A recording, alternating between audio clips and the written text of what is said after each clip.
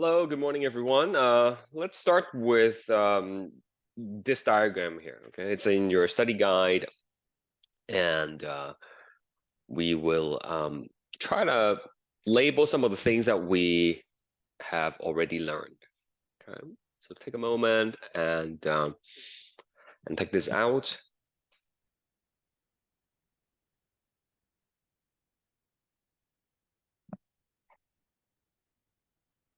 Right. So this is a mid-sagittal view of the brain, like you cut it down the middle and then you're looking at the medial side of the brain. And there are several things here that you should be familiar with. For example, you will always see this structure, right? I told you. Right there. Does anybody know what that is? Let me just color it for you. What is this band right here? And what does it do? Anybody? Corpus callosum. That's right. Very good. That is the corpus callosum. Corpus callosum. Okay, which is a bundle of white matter. Bundle of white matter for communication. Communication between the two hemispheres. The two sides of the brain, right? That's what they're called, hemispheres.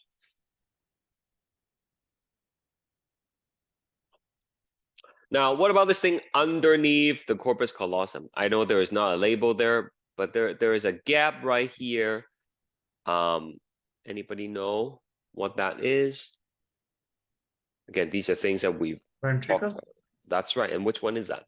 Which ventricle? Left. Good try. Not left, but Third ventricle. right here though, right this space. And let me show you the picture from the lecture notes. Probably it's better that way. It's a ventricle. I'm sorry, what is it, Bessie? It's a ventricle. It is a ventricle, that's right. But then which one is it? That's the one I'm asking. Sorry, too many things blocking my screen. I cannot. Right ventricle. Okay. Let's go back here. The third ventricle. The lateral ventricle, that's right. You see? It's this big gap, right? It's this big gap right here. I keep telling you, if you stick your hand in, you can feel the empty space behind the brain, right? So that's what it is, okay? The lateral ventricle. And you can put here LV. Lateral ventricle. Okay. Anything else we can label here? Just pick a letter and tell me. This is important that you're able to,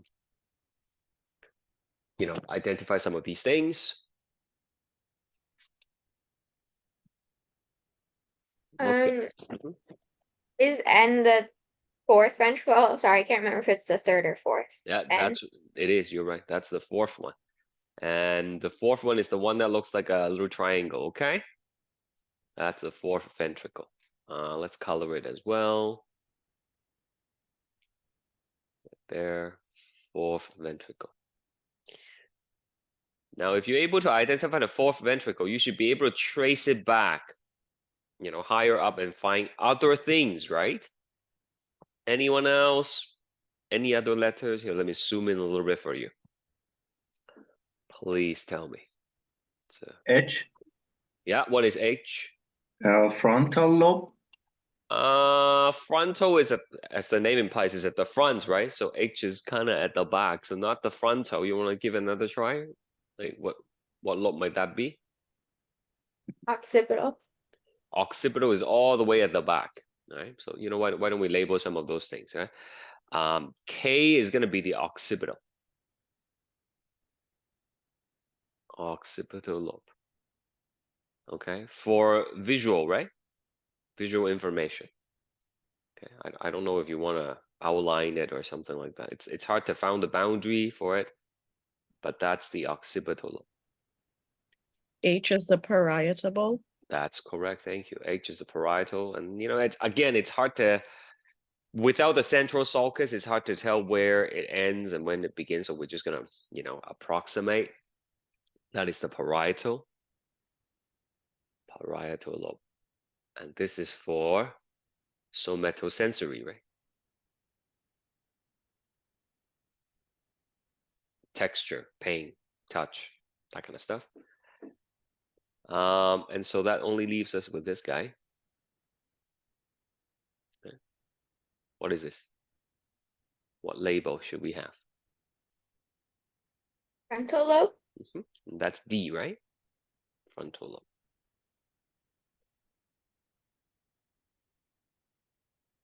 There we go. And frontal lobe, there's a lot of stuff, right? Like personality, abstract thinking, calculations, higher order thinking, but perhaps most important is like voluntary movement, right? Speech. Okay, I'm just putting like the key one here. We cannot see the temporal lobe. Temporal lobe is on the side, right? We're looking at it from the middle.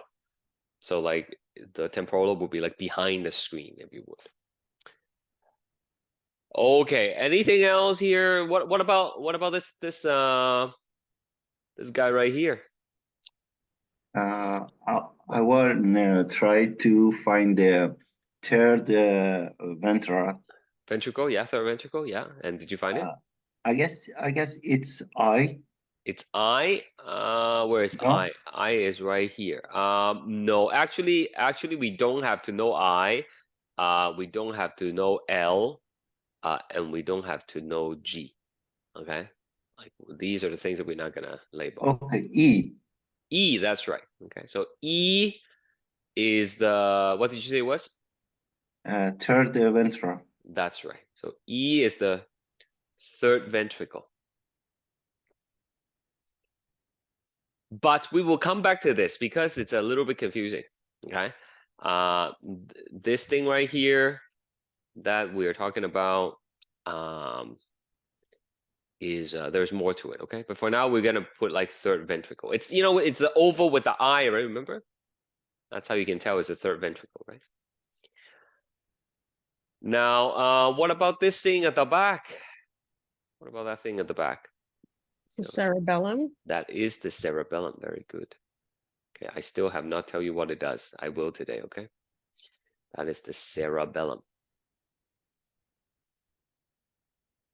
The big brain is cerebrum, little brain at the back, cerebellum. Okay, how about this guy? The pons. That's the pons. Pons. Very good. Connects different parts of the brain together. Allow them to communicate, basically. Okay, there's the pons. You can color it if you want. What's below the pons? What is O here? Medulla. Yeah, very good. Medulla oblongata. So this contains respiratory center. I'll tell you more about it today, but it also has reflex centers for things like swallowing, coughing, right? Vomiting, sneezing, all those reflexes. They're cranial reflexes, which means it involves the brain as opposed to the spinal cord. And 90% of tracts cross the midline here. Okay, remember the pathway we drew, the ascending track goes up and then it crossed to the other side, right? So where does it cross? 90% of these tracks will cross at the medulla oblongata. It cross the middle and then it goes to the other side of the brain. Same thing for descending track. Things that are coming down at the front, it's gonna cross the medulla before continuing down the spinal cord. Okay.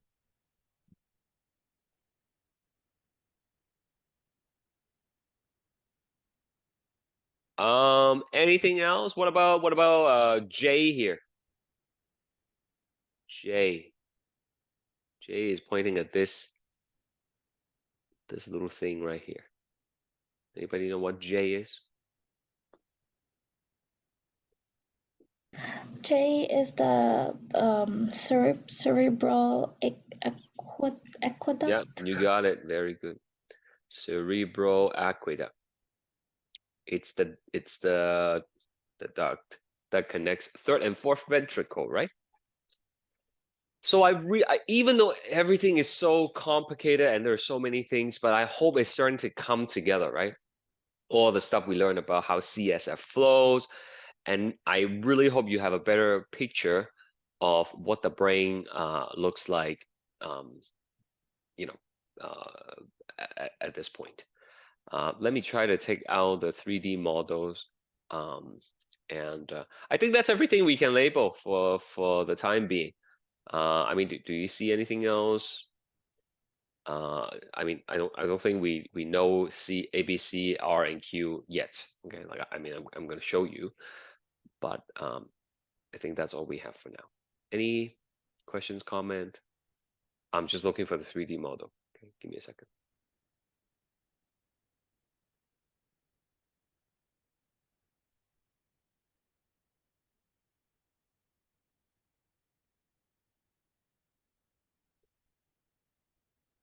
Okay.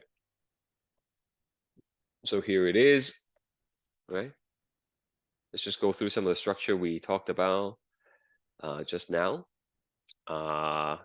This thing right here, right? I mean, you don't have to unmute. You can just say it yourself, right? Corpus callosum, right? Corpus callosum right here. There is this thing here. I know it says the septum of telecephalon, but like it's just a membrane that separates the left and right ventricle. If I delete that, that's the lateral ventricle. Okay, you see, lateral ventricle. But it's much bigger inside, right? You see, it's much bigger inside. So you can isolate them when you play around with this thing. And to go back, you just click on the undo button here. Right? It's very important that you play around with this to learn more yourself. Okay, this thing here at the back, right? Cerebellum. We have the pons right here. We have the medulla oblongata, fourth ventricle. Okay, it's actually much longer here, but like on a picture, we just color the triangle.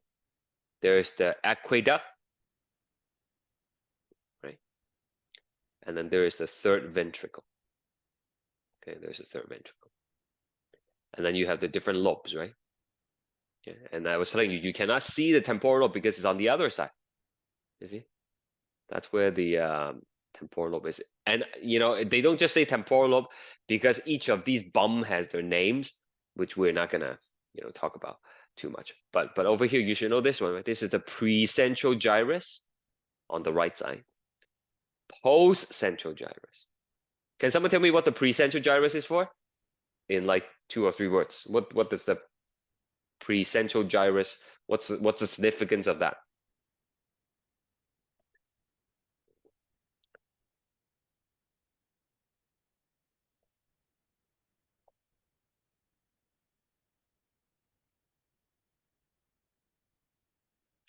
I guess you guys are like the mind is preoccupied with today's test, right? So you probably haven't had time to go through the material yet.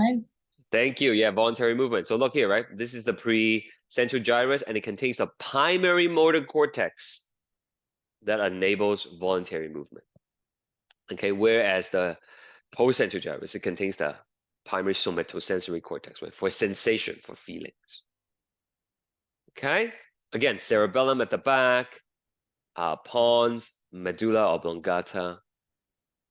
All right, we'll leave it at that for now. Let's go back to the PowerPoint slides. So don't put that away. Keep it, you know, around because we're gonna label more things later. So now we can look at some deeper structures in the brain. This is just the same picture again. Again, corpus callosum, lateral ventricle, and then there is this thing here, right? This is, as some of you are saying, this is the third ventricle. I look at the line; he's pointing at it. It says third ventricle, but then there is another line that's pointing to it, and then it says it's thalamus. So what is going on? Well, it turns out we have two thalami. Okay, thalami is just a plural. Okay, two thalami, one thalamus, two thalami. So you have two thalami, and they are gray matter, and it looks like an egg, right? But oops, there's a spelling mistake here. Give me a second. It is lateral. Okay? It's lateral to the third ventricle. The thalamus, each of the thalamus is lateral to the third ventricle. In other words, if you look at this picture here, you can see that there is one thalamus and there is another thalamus. And the gap in between, the gap here, that's the third ventricle. So when you look at a mid-sagittal view, it's like looking into a box. Okay, like I have a box here. There we go. So if I'm pointing to the box, if I'm like, hey, label this, then you cannot tell if I'm talking about the empty space in front of the box or if I'm talking about the back of the box, right? So the back of the box is actually where the thalamus is. The thalamus actually makes up the wall of the ventricle, right? The third ventricle is the empty space in between, right? Okay, so that's why when we had this picture here, this diagram, okay, we're you see the label is pointing at this structure, but like you can't tell if it's pointing at the empty space in front or if you're pointing at the thalamus at the back, right? Okay, so here we say third ventricle, and then I'm gonna add a note here that the back, right? We would say the side of the third ventricle is the thalamus. Okay, so I'm not going to ask you to label this on the test because it's like, you know, confusing, right? But I want you to understand why there are two labels for the same thing. Is that clear? Any questions?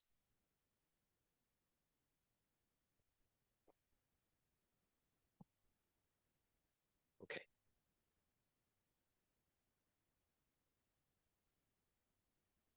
So another example, if assuming you're in a room right now, okay, that wall over there, that's the right thalamus.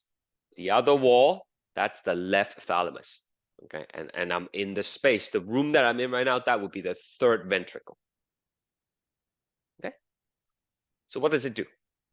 The thalamus is you can think of it as like a relay center. It receives all the sensory input except for smell. Smell goes directly to the temporal lobe. Everything else has to go through the thalamus, and it's gonna sort it out, right? It's gonna redirect the information. Okay, so like if it's information related to pain, it's gonna go to the parietal lobe. If it's information related to vision, it's gonna go to the occipital lobe. If you know it's sound that you're hearing, then it's gonna redirect the information to the temporal lobe. And what's interesting about the thalamus is that it's able to filter out information that are not important at the moment. We don't want to get sensory overload. We at any given moment, there's so many things that are inputting into our sensory system. If we process everything, we won't be able to concentrate. We're gonna get distracted and overload. Okay, so your thalamus is gonna filter out things that are not important. An example of this would be like studying at the cafeteria, okay, studying at, like the food court or something. You zone out all the chatter that are in the background, okay? Subconsciously, you do that, right? And you're able to focus on whatever you are, studying for. And that filtering system, that's essentially is the main function of the thalamus. Okay, so I have a video I want to show you. I don't know if you've seen this before, but it's pretty interesting. If I can get it to open. Give me a second here. Okay, we have to watch a commercial, unfortunately.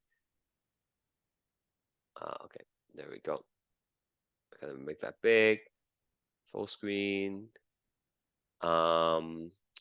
I have to share the sound, and then I have to stop filming. Otherwise, stop recording. Otherwise, when I upload it, it will say I have copyright issues. Okay, pause recording. So what that video illustrates is basically how the thalamus works. When you are task oriented, when you are trying to do something, in this case, counting the number of times the ball was being passed, your brain subconsciously filters out everything else that's like irrelevant. Okay, so like, even though the gorilla was coming in and even though the curtain was changing color, you're not really focusing on that part, right? And then your thalamus actually filter that out for you. And sometimes the filter works against you, okay? Especially if you're trying to study for like a test, right? A lot of these information, even though I try very hard to make it interesting and relevant for you guys, the truth is, and this is the sad truth, is a lot of people just don't care about these things. Like, why do I have to learn about, how the neurons communicate? I just want to go into practical nursing, right? And so the thalamus is kind of working against you trying to study. Okay, it's filtering things that seems irrelevant and not important to you, and so things don't stick in the brain.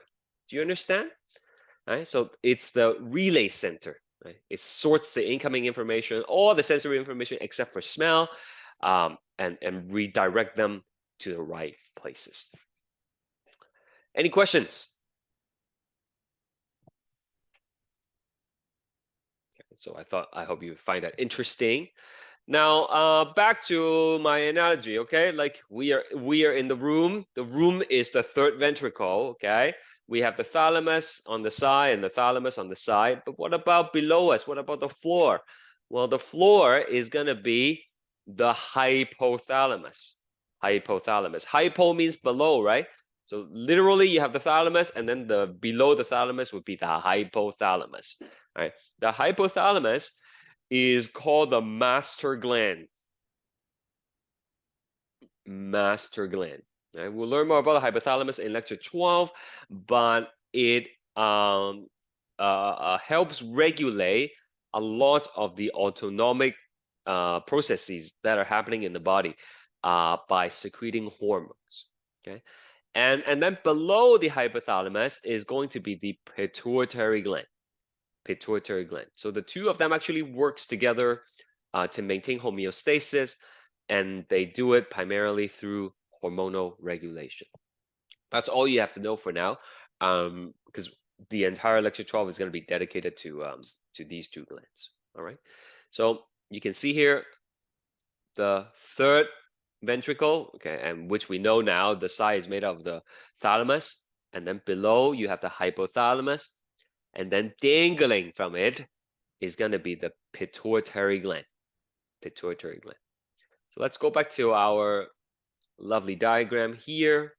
We can add a lot more things now. Let me try to color some of these for you. All right, we have the right here, this triangle thing, a lot of triangle area here. That is the hypothalamus.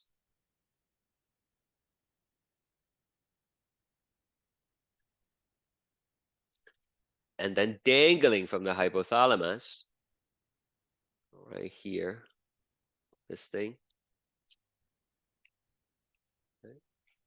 That is the pituitary gland.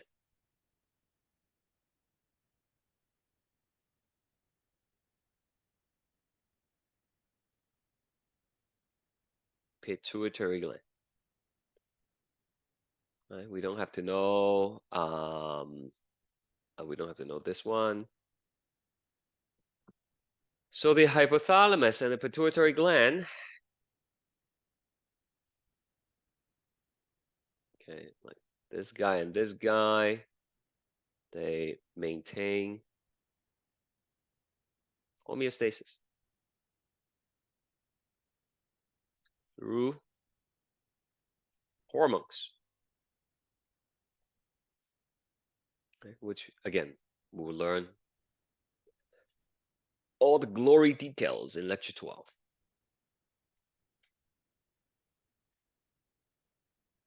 Okay, so we just have 2 more labels here. I'm just going to tell you what it is now. No point of switching back and forth. This is called the midbrain. The midbrain is basically this whole thing.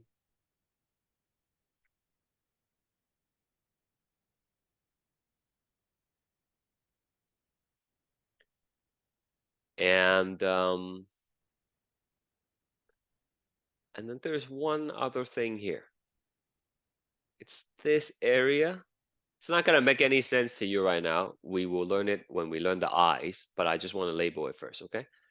It's called the optic chiasma. Okay, we'll come back to it later. Just label it for now. It'll make sense when I teach it to you in the eye lesson.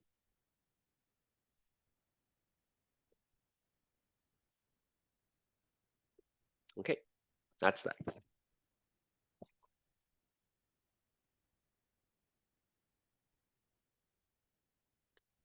And moving on. So the brainstem has 3 parts to it. And the brainstem has the midbrain, the one we just colored with the hot pink, the pons, and the medulla oblongata.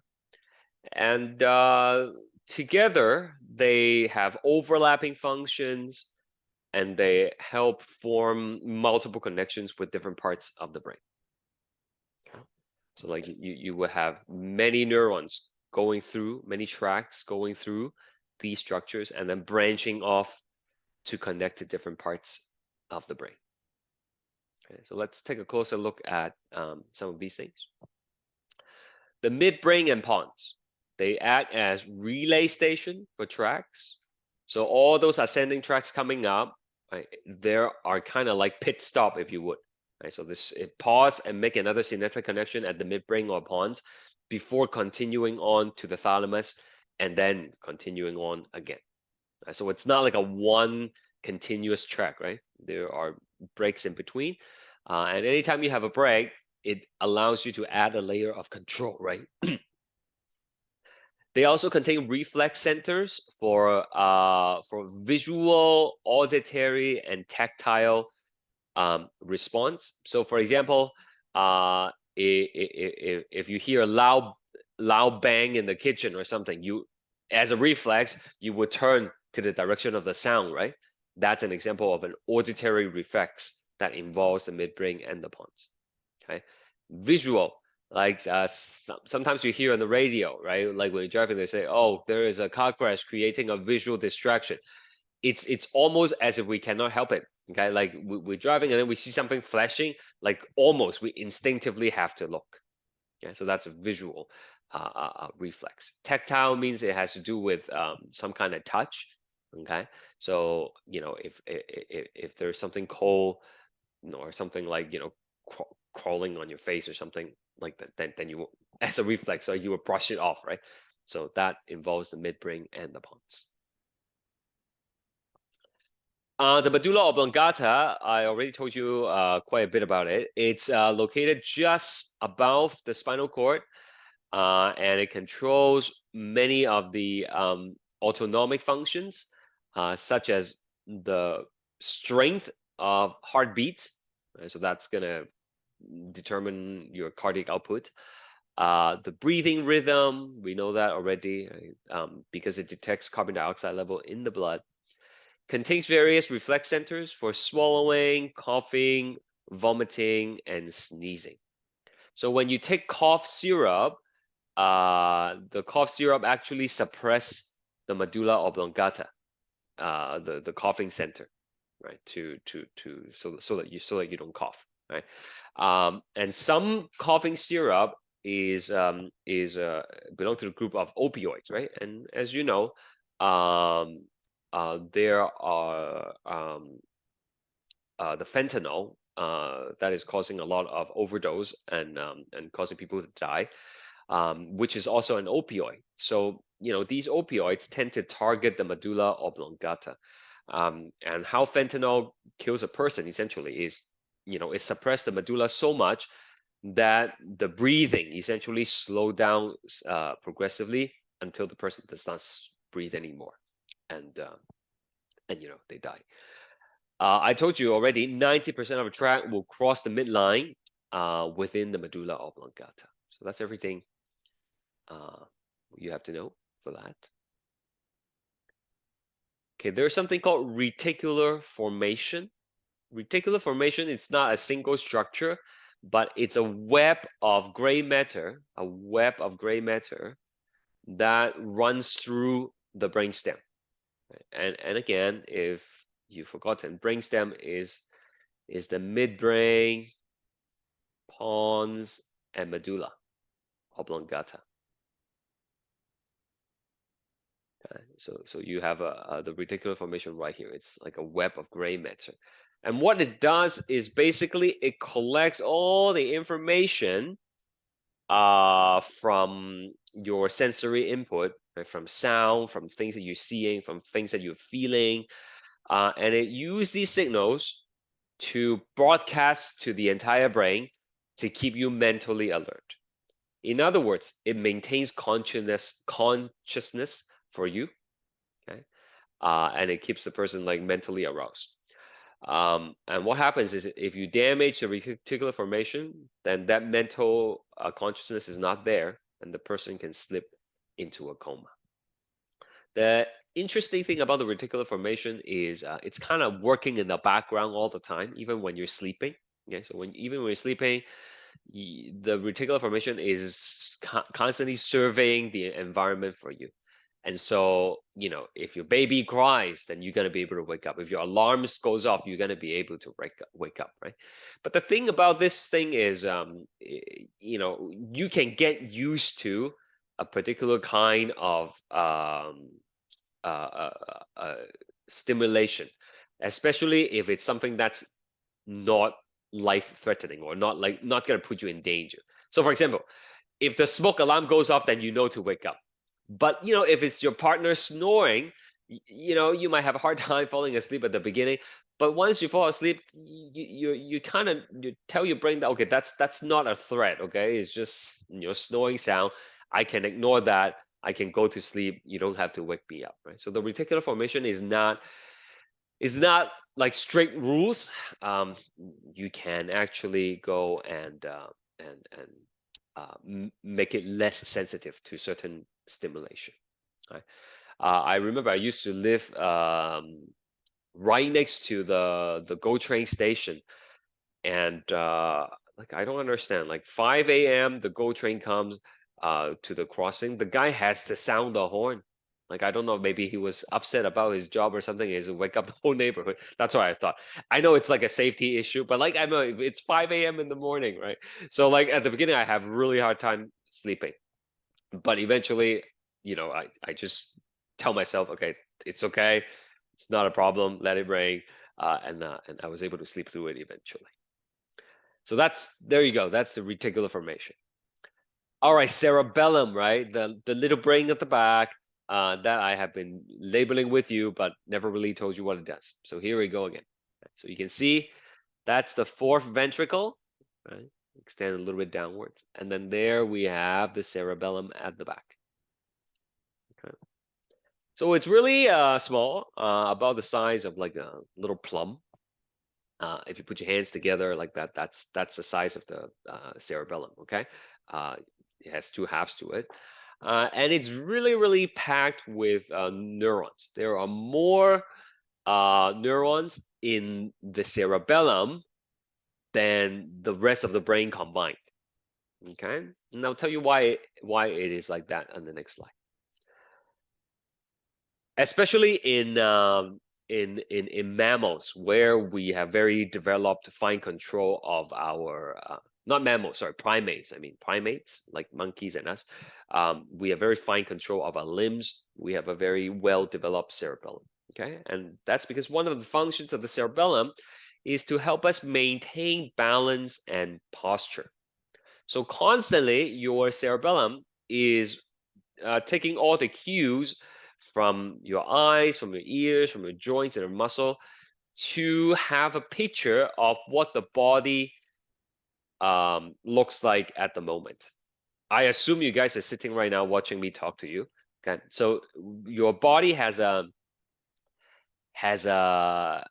expected position of what sitting should look like. Right, so sitting, your body's like, okay, it should look like that. Your legs should be here, you know, your arms should be here. So like I should be receiving information from like, you know, the butt that I'm sitting on something solid. I should be able to see with my eyes that, you know, things are not spinning. And so using all this information, it compares your current position to the expected position. Okay, so if someone comes up to you and pull the chair from behind or something, right, then you start to fall, right? So as soon as the chair is removed, then your butt is no longer touching something, okay, and you know, you don't feel that input anymore. And when you're falling, you actually have sensor in the ear that tells you that you're falling. So all this information gets feeds to the cerebellum, and the cerebellum is like, oh, this is not what sitting is supposed to be like. Okay, something is wrong. We are getting knocked out of this balanced position. We need to try to rebalance ourselves. And then, you know, in this particular case, if someone does pull the chair off from below you, you're gonna fall. There's nothing much you can do. But imagine if you're walking and you stumble on like a rock or something, and then you lose your balance. Very quickly, your body is able to readjust the position for you so that you don't fall down, right? So anytime the signal that's a feeding into the cerebellum tells you that your body is not in an expected position of what you're doing, then it will try to recalibrate and quickly communicate with your frontal cortex, with the primary motor cortex, and try to basically bring you back to an equilibrium position. Okay. I have Number a two, quick question. yeah, sure. So what happens to the cerebellum like as you get older? 'Cause you know how old people are like off balance and they fall a bit easier. So what happens there? Yeah, I don't know if it's just if it has to do with the cerebellum necessarily, but like when you're older, like your muscle gets weaker as well, right? Because of atrophy and stuff like that, unless you know you actively train and you know maintain the muscle mass. So there's a combination of that. But in general, the senses also dampens a little bit for some people, right? So like their eyesight may get a little bit poorer, and then their hearing. So all these signals that are feeding into the cerebellum might not be as good as they used to be. So that's why, you know, they are more prone to falling. So Okay. when your head Yeah. feels spinning, is it from cerebellum? Very, very good question. Sorry, did you say when your head is spinning? Yeah. Okay, that's what I heard. Yeah. No, that's actually the inner ear, and we'll learn that next lecture. Okay. I have a question as well. Yeah. Mm-hmm. Sometimes, because you know, sometimes how people say like your amygdala can shrink, right? Is that also the case with Sorry, the cerebellum as well? what can shrink? The amygdala? The of the brain, amygdala. like Oh, that no, can. no. Amygdala is for emotion. Okay, so we'll see the amygdala later, but amygdala is not related to the cerebellum. No, but can the cerebellum shrink like the way that can? Oh yeah, no. Yeah, nothing. It shouldn't be shrinking. Yeah, It should be the same size Okay. throughout life. Yeah. Anytime brain parts start shrinking is not a good thing. Really, never heard of the amygdala shrinking before.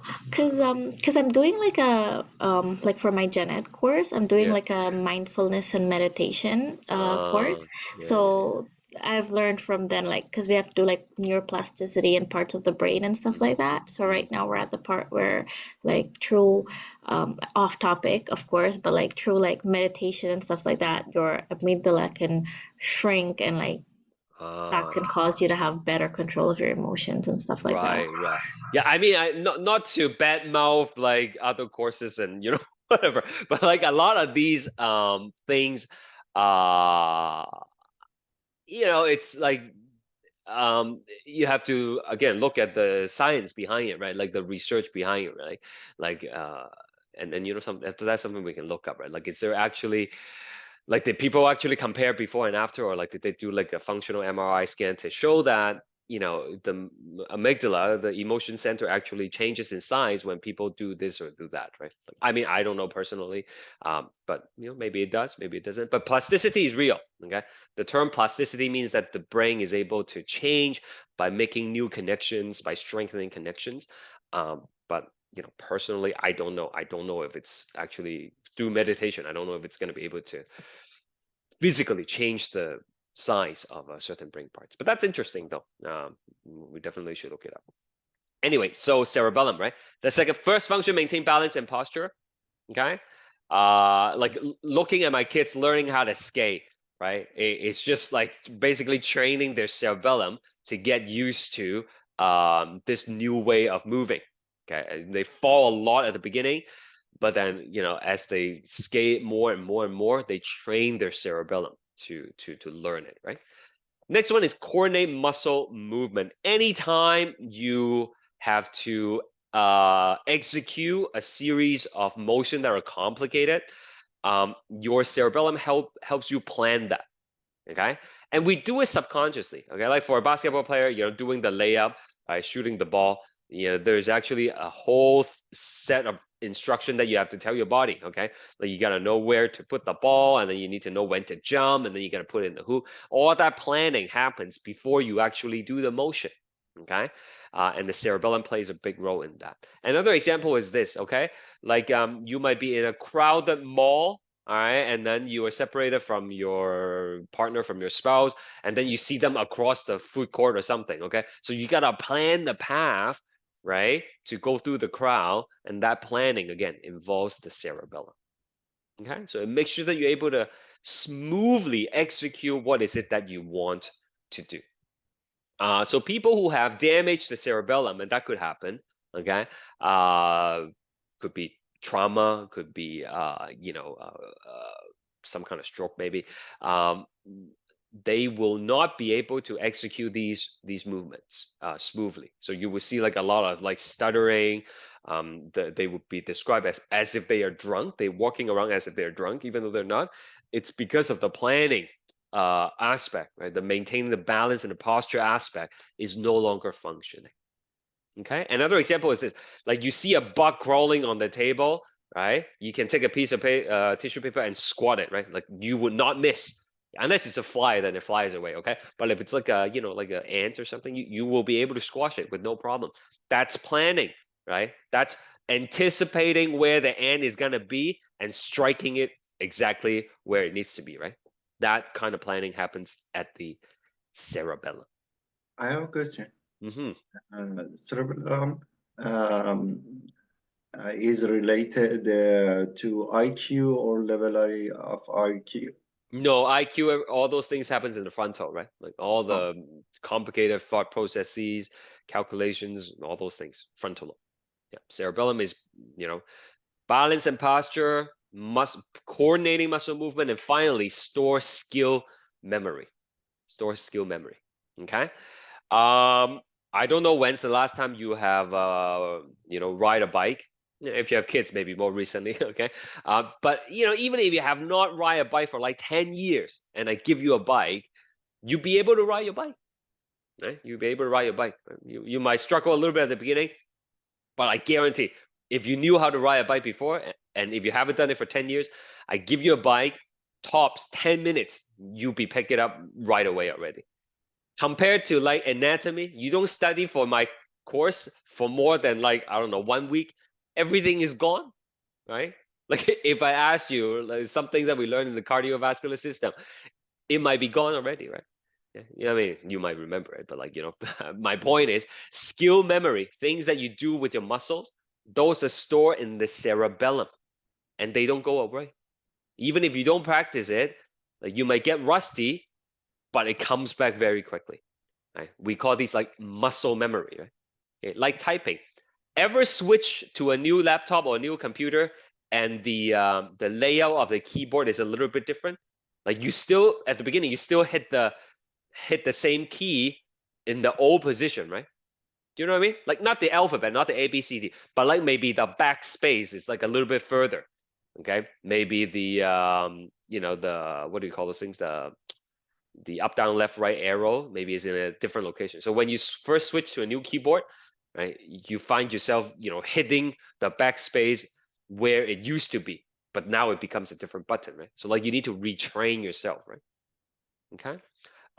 Video games. I don't know if you guys play video games, right? When you've, you know, get a new games or something, there are some moves that you have to do, and then after you play that game for a while, you know, it becomes muscle memory, right? You've memorized those buttons, those configuration.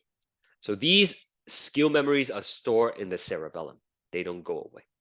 Memory for like facts, like all these things that we study for the test, that's stored somewhere else in the brain. So are we okay with the cerebellum? That's it. Maintaining balance, posture, coordinating movement, and storing skill memory. Any questions?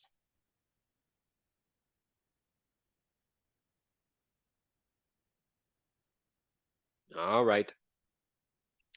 Next, we have the limbic system. The limbic system is related to survival and instinctive behavior. Okay, it creates what we call a reward system for the brain that encourages you to do things that are beneficial for survival and avoid things that are dangerous or it threatens your survival. Okay, so there are four things in the limbic system, and you can remember it by thinking of this hippopotamus wearing a hat. Okay, you can find anything on Google. I literally search up hippopotamus wearing a hat, and then I found this picture. Okay, so how is that going to help you? Well, there is the hippocampus, and then HAT. Okay, hypothalamus, amygdala, and thalamus. Okay, so these are the system. These are the parts that plays a role in the limbic system.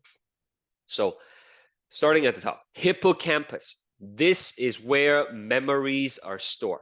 Not the muscle memory that I talk about, but every other kind of memory, okay? Memory of an event that took place, memorizing things to study for a test, those kind of memories are also stored in the hippocampus. So in the reward system, in the survival and instinctive behavior system, you have to remember your past experience, right? Let's say, you know, you were walking to school and then there is a big pothole, okay, and you didn't see it the first time, so you step in it and then you got your shoes all wet, okay, from the, you know, melting snow or whatever. So tomorrow you come back and you walk the same path, you're like, oh, yesterday I stepped into that puddle and then to get my shoes all wet and, you know, it was uncomfortable. I have to avoid it, right? So like that's gonna be stored in the hippocampus. You have to recall that experience in order to avoid it the next day, right? Maybe that's not a good example, okay? It has to be more severe. It has to be like not just getting your feet wet, right? Like maybe you twist your ankle a little bit, right? So that kind of threatens your survival, right? Because, you know, it hurts you and then it was a negative experience. So like you remember it so that you would avoid it next time.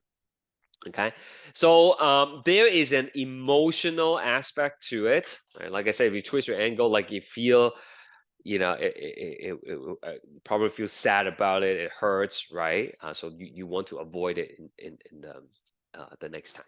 Okay.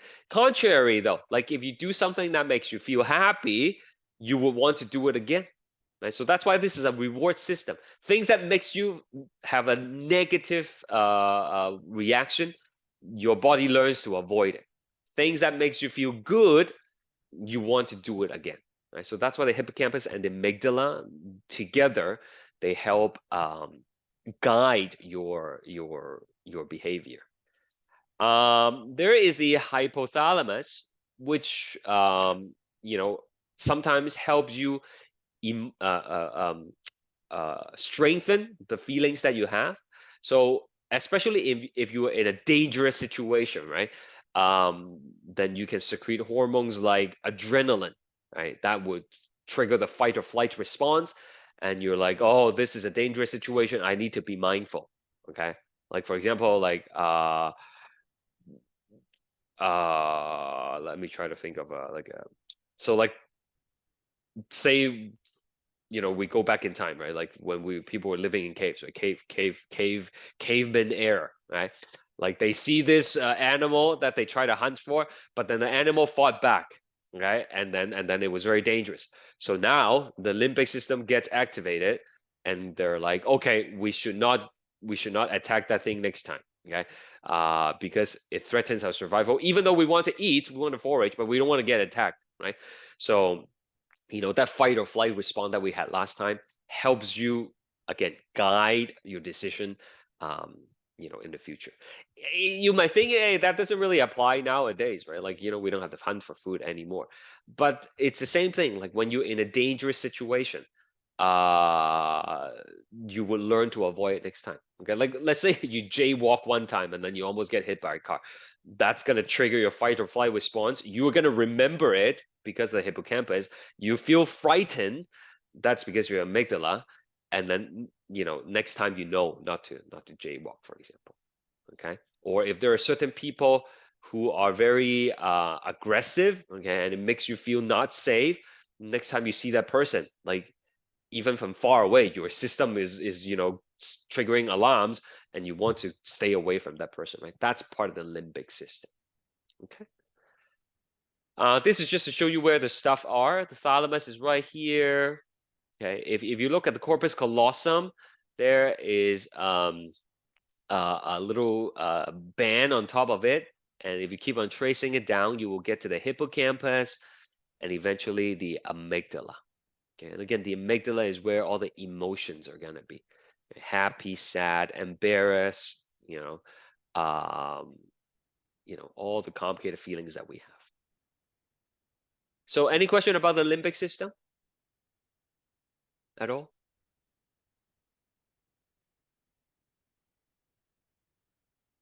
Okay, so another quick word is since we don't have to hunt for our food anymore, so our reward system is kind of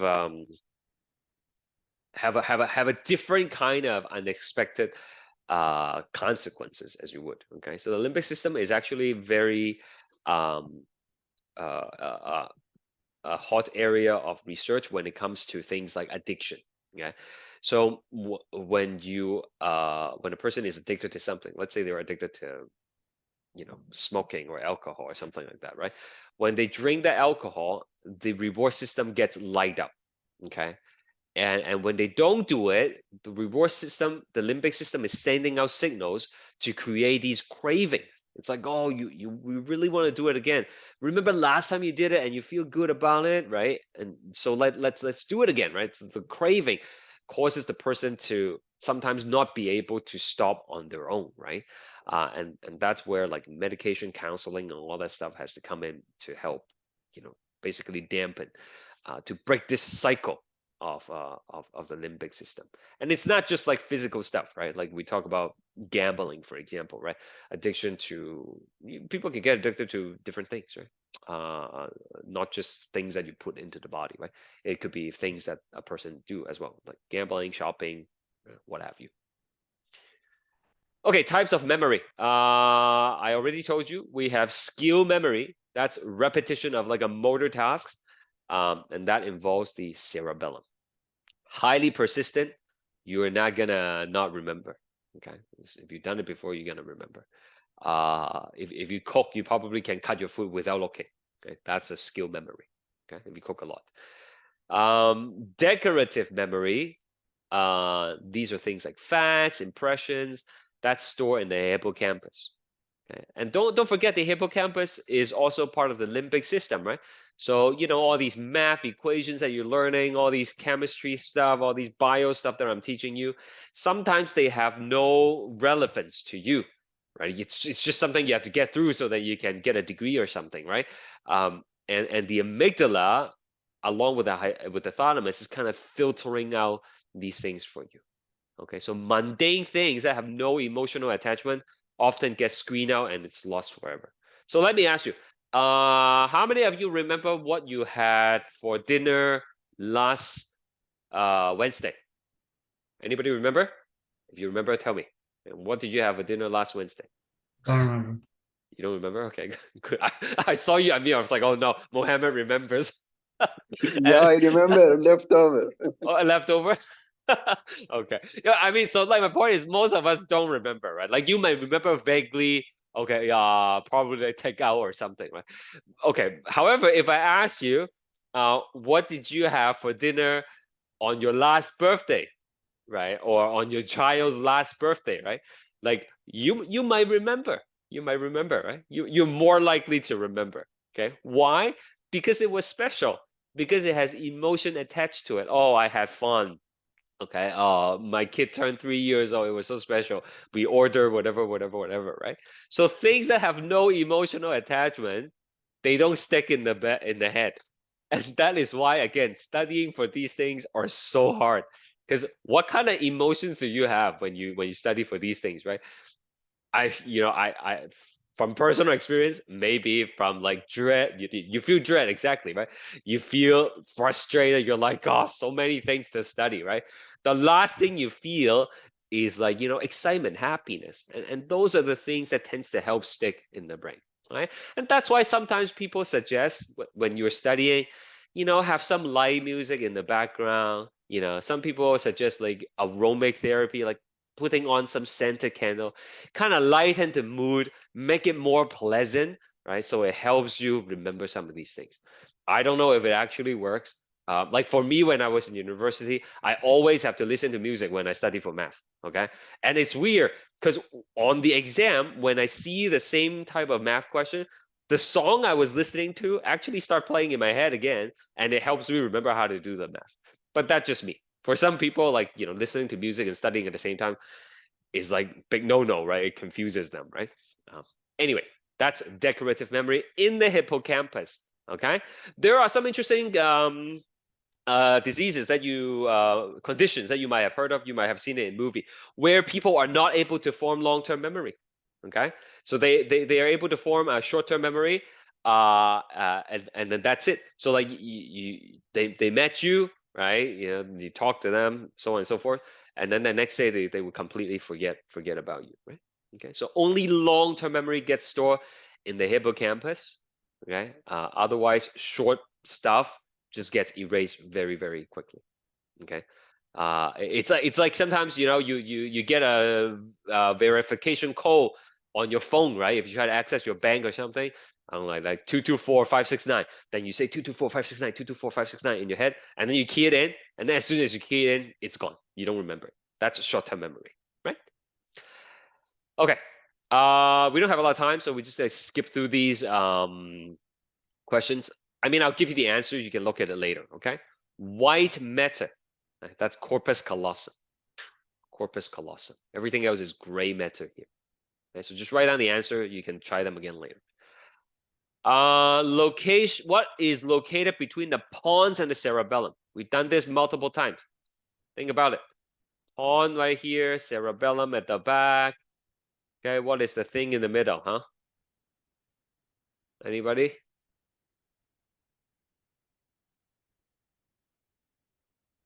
Third ventricle?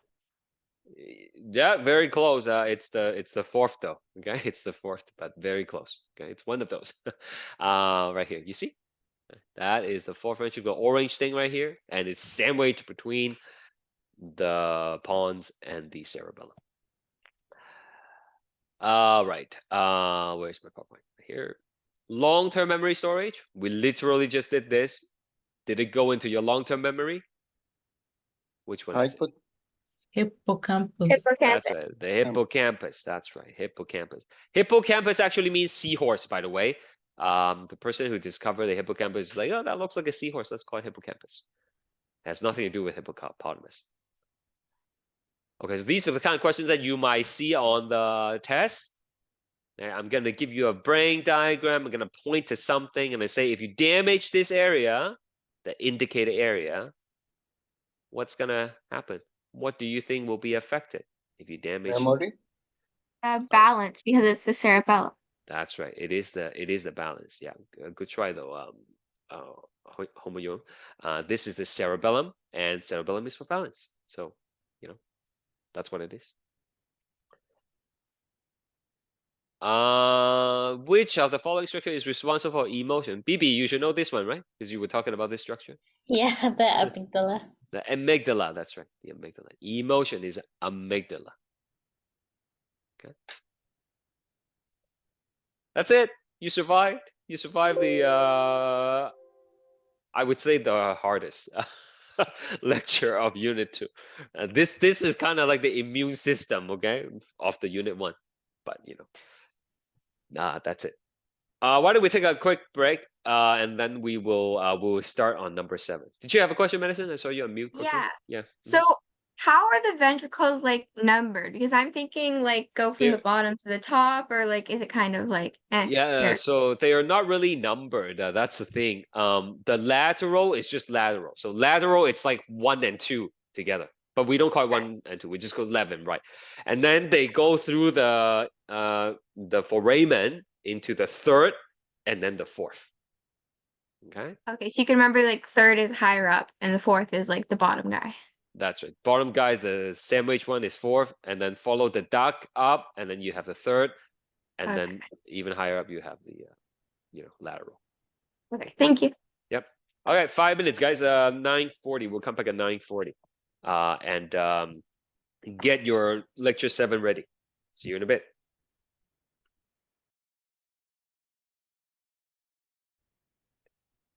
Hello, it's me again. Let's move on to lecture 7. I guess we should go in for like another hour or so. So that you have a little bit of time to do your quiz. It's not a difficult quiz, okay? It's fairly straightforward. I would hope that it is. Sure, there are 1 or 2 like harder questions, but nothing you cannot handle. All right. Related to the nervous system is the sensory structures, right? Like we have to have some ways to pick up changes in the environment, right? To see things, to smell things, to feel the temperature difference when you touch something hot. Right? All these require some kind of receptor to trigger the signal, right? The impulse to go to the central nervous system before coming back out, right? So that's what we are going to be focusing on, right? These special senses. Of course, we have 5 senses, right? That people are aware of. Like we can see, we can smell, we can taste, we can hear, and we can touch things to feel the texture and temperature and so on and so forth, right? I will just briefly go through some of these things. The main focus of this lecture is going to be the eyes and the ears. Right? The taste, the touch, and the smell. I'm just going to briefly go through it. All right, so here we go. Yeah, general senses. Those are the 5 senses that we have. Okay, if you have a 6th one, then let me know. This is the relationship between the sensory receptor and the sensory neuron. We drew this out multiple times already, right? I keep on saying, if you touch a hot surface, then there is something that would trigger the signal to go to the central nervous system. So at the beginning of this pathway is going to be a sensory receptor.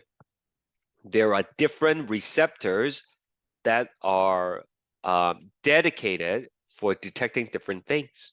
Okay, so like in your eyes, you have photoreceptors. They are only going to be able to detect light.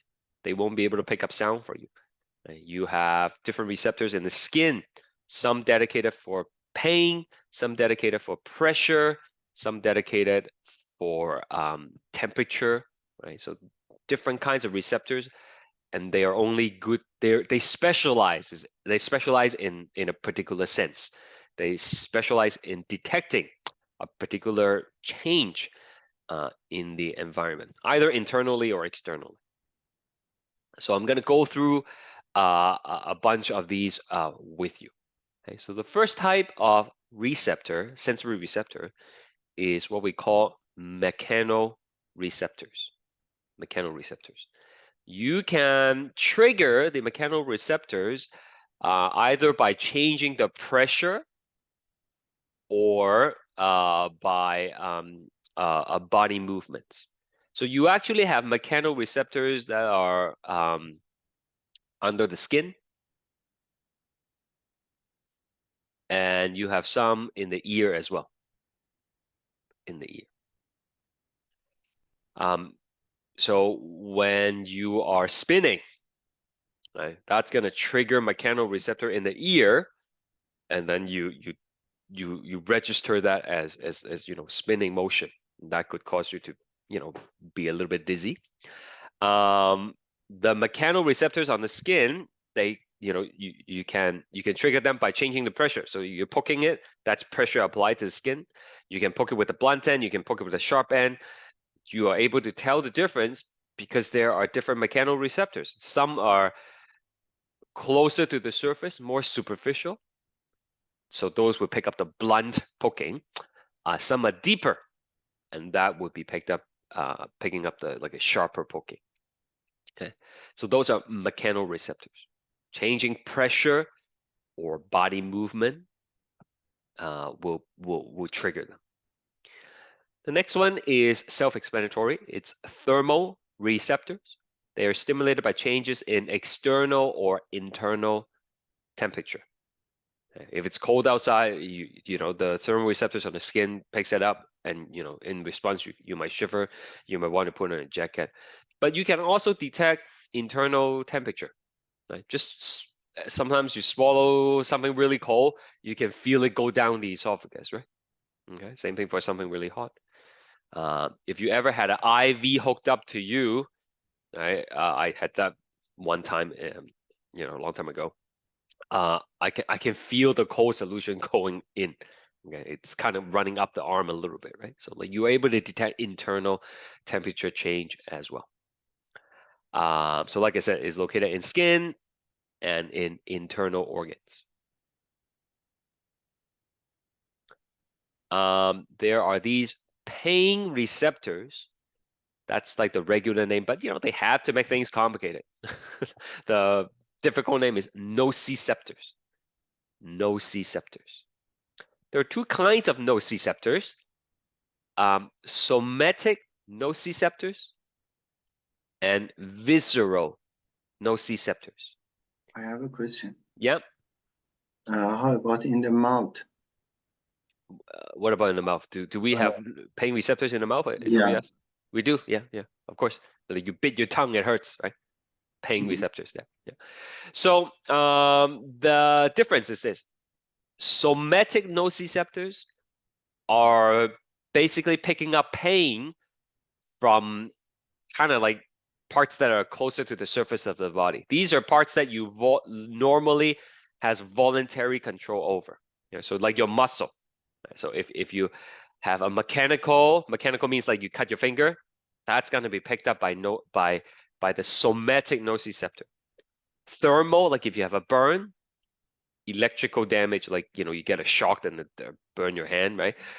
Chemical damage, if you spill acid on yourself, right? All these are damages that are happening to more surface stuff, right?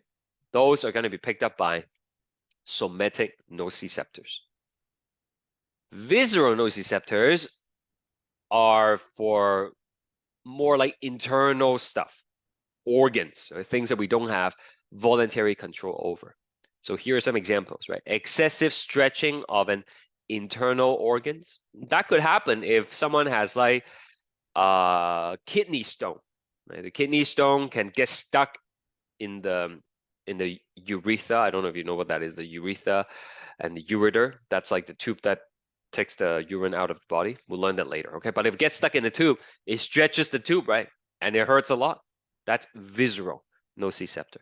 You eat too much food, right? Its stomach is stretched beyond its normal size. Visceral nociceptor. Sometimes oxygen deprivation can also trigger the nociceptors. When the blood vessels is like narrowed, like we learned in lecture 1, right? Then you don't have adequate supply of oxygen, and then the tissues start to get damaged, and that could trigger the visceral nociceptors. There are certain chemicals that can be released to trigger pain as well. And you know, when you take pain medication, a lot of times it works by blocking some of these chemicals that are being released. So heart attack, kidney stones, stomach too full, visceral nociceptors. Now there is a concept called referred pain. Okay? Referred pain is, I'll just read it to you first. When the pain you feel in one part of your body is actually caused by pain or injury from another part of your body. You feel like the pain is coming from like, you know, the abdomen, but actually is coming from another place. So heart attack is an example. Okay? I don't know if you heard this before, but when someone suffers from a heart attack, the pain is not necessarily in the chest to start with. Okay, they feel like general discomfort on the left shoulder that kind of spread down the arm. So even though the source of the pain is not from the shoulder, but you feel it as though it's coming from the shoulder. And the reason for this is because, let me try to draw this out for you. It will probably make more sense if I do that. Lecture 7. You don't have to draw this. It's very, very simple, okay? So let's say you have some organ here, okay, organ, and then this is like some kind of surface body, some parts on the surface, okay? So there is going to be a path that goes to the brain, right, that register pain, okay, caused by whatever reason. And then this one also goes to the brain, but on the way up, the two paths converges together. Right? They come together. So when it gets to the brain, right, sometimes your brain gets confused as to where the signal is coming from. So it interprets the pain as the pain that you're more familiar with. So growing up, we are more familiar with pain that originates from the surface of the body, right? Like we bruise ourselves, we fall, we cut ourselves, it hurts, right? So all those surface type of damage is more familiar to our brain. And so even though if the source is coming from the organ, we register it as if it's coming from the surface of the body. Does anybody have any question about that?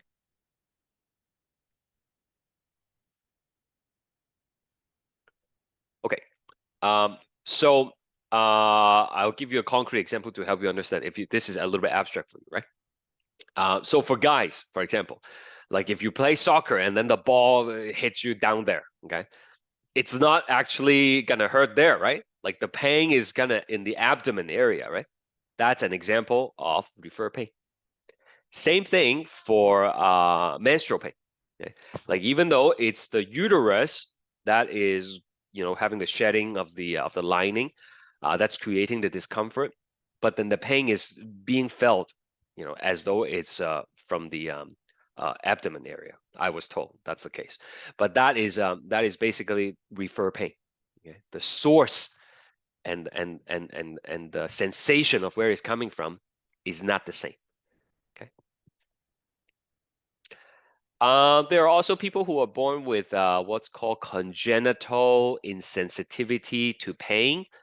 Very, very, very, very rare. Okay, only about 20 cases have been reported in literature. These people don't feel pain at all, and you might have seen this, you know, in TV drama. where people have this condition. It's true. And it's very dangerous, actually. Pain, even though it's like a type of suffering, it's actually important because it tells you something is wrong with the body. Like if you fall off your bike and then you break your arm, it hurts a lot. That tells you not to ride the bike again, not to use your arm until it heals, right? But for people with this condition, they feel no pain. So even if they step on something, sharp, and then their legs is bleeding. I mean, they will see that it's bleeding, but because it doesn't hurt, as a kid, they would just continue going on as if nothing's happening. So they could sustain a lot of injuries in the body that are dangerous. Right? For example, you won't even know there is an infection going on because you don't feel the pain from the infection, right? And it could go out of hand before treatment is finally before you finally seek treatment, basically. Okay, so that's something that you can look up more if you're interested. Okay, enough about pain. We have mechanoreceptor, thermoreceptor, nociceptors, and now we have chemoreceptors. Chemoreceptors are stimulated by changes in chemical concentration. So we have some examples here. There are various taste buds in the tongue for, sweet, sour, that kind of stuff. Those are chemoreceptors. We have olfactory receptors in the nose for you to pick up different scent. More on that later. And we also have chemoreceptors in the body to detect oxygen, carbon dioxide. Remember the carotid body that we learned in lecture 4? Right? It's located in the carotid artery. It detects oxygen. We have receptors in the medulla oblongata to detect carbon dioxide. Okay. The same center is also able to detect hydrogen ions, right? So the point is there are different chemoreceptors for detecting different chemicals.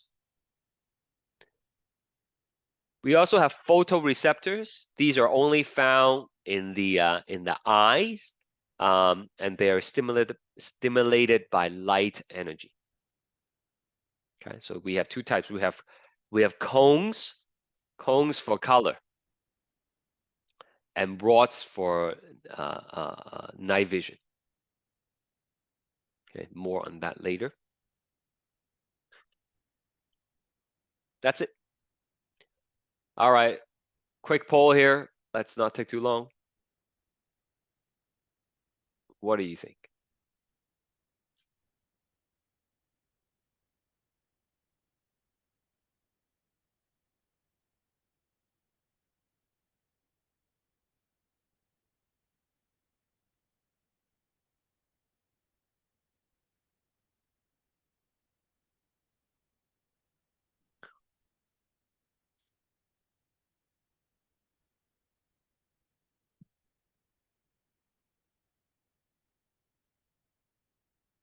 All right, most of you got it right.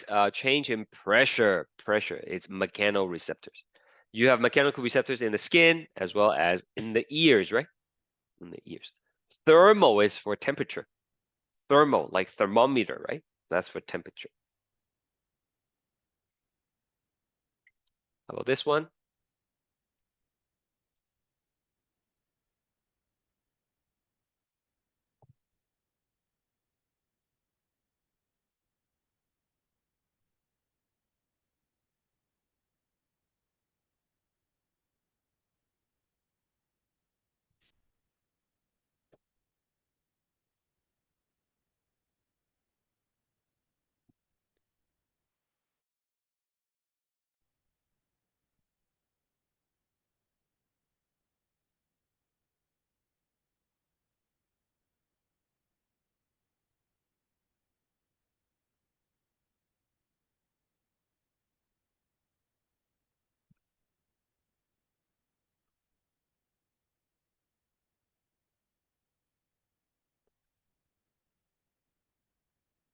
Okay, this one's kind of all over the place. So visceral means it's like deep inside, right? So pain that originates from deep inside. So cutting finger is on the surface, so no. Angina, that's chest pain from not enough oxygen to the heart muscle. So that's the right one. Kidney stone, okay, not the bruise, and not dislocated shoulder. That's also on the surface, right? Like muscle related stuff. That's gonna be somatic as opposed to visceral. Okay, so let's move on to taste. The sensory receptor for taste are called taste buds. Okay, they are of course a type of chemoreceptor. Okay, taste buds. And the taste buds are embedded in the epithelium. That means the surface layer on the tongue.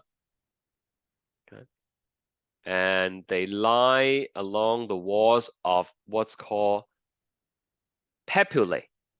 I'll show you what that means in a bit, okay? There's just a lot of terms here. But you actually will find taste buds on the roof of the mouth, the hard palate, right? That's the roof of the mouth. The pharynx, and even, you know, a little bit of taste buds in the epiglottis. Ever eat something like, you know, doesn't taste too good, and then people say, oh, there's this bad taste that's lingering in my throat, right? So it's not just their imagination, it's because you actually do have taste buds in the pharynx. So, you know, it kind of hangs around a little bit in your throat after you eat something. Same thing if you eat something nice and savory. Yeah, okay, like medicine. It's funny you mentioned medicine because like a lot of times the medicine they try to make it like the cherry flavor, and you know, it just makes me not like to eat like anything that's cherry flavor in general, like, you know, cherry candies or something always have this like weird taste that lingers in the back of the throat. Okay, so what is a papillae, right? Now this is the surface of the tongue. Okay, so like, you know, this is your tongue. Okay, and then, you know, this is the bottom. I don't, this is terrible drawing. This is bottom, this is the top. If you look at your tongue, like it's very bumpy, right? It's very bumpy. So if you zoom in onto the top of the tongue, then you will see that it's actually not, even though like it appears bumpy, but it's actually more bumpy than you can see with the naked eye. It actually has these little up and down things, right? Okay, so this whole thing right here, that is called a papilla. Papilla. Okay, and the plural, you just add an E, right? You should be familiar with that concept now. Okay, so papilla. And this has been cut, okay? So the actual papilla is more like a cylindrical structure. Okay, so that's the papilla. And on the side of the papilla, that's where you will find your taste bud.